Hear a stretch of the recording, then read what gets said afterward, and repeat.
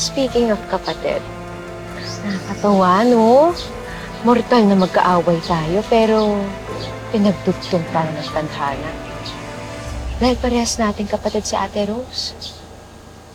Ano kayang iisipin nun kapag nalaman niya na may rapist siyang kapatid?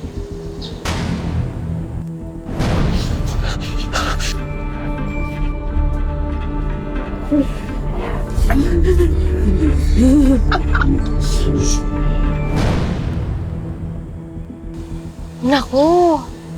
Alagad ba naman yun ng batas? Ano mong pinapatagal mo pa eh? Alam ko naman yung gusto mong gawin. Di ba sarain yung buhay ko?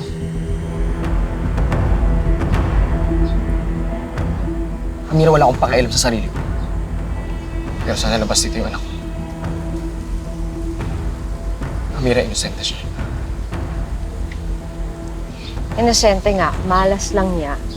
Tatay na manyak.